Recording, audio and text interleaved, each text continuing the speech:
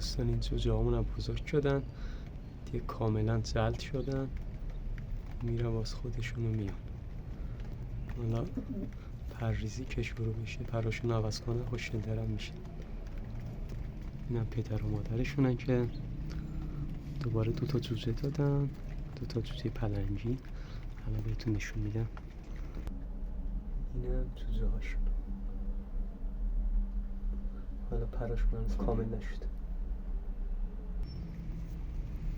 اینم بقیه کبوترامونن.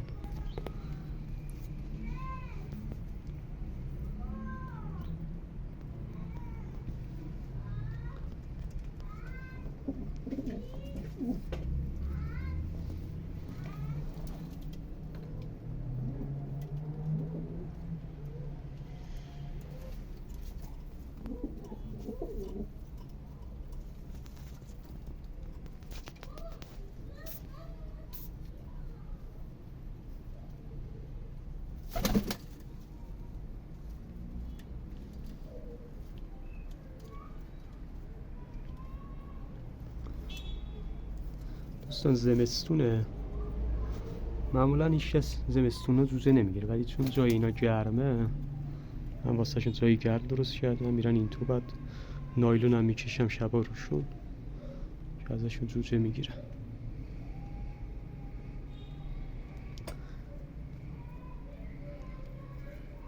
جلد کردن تو پشت بوم یه خورده سخته، به خاطر اینکه اینجا یه ساختمون 3 طبقه است، بعد از هر طرف ساختمونای بزرگ دورمون رو گرفتن، مخصوصا این ساختمون. یعنی فکر کنید از اینجا که میپرن برن پشت این ساختمون، دیگه گم شدن.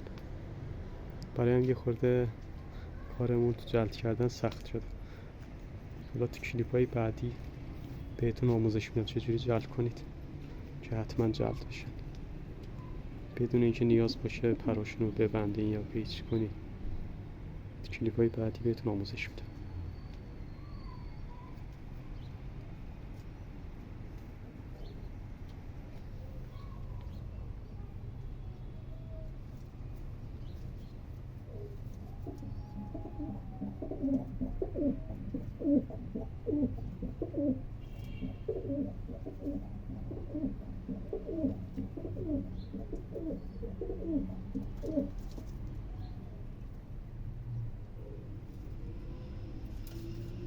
بیا بیا بیا بیا بیا بیا بیا بیا بیا.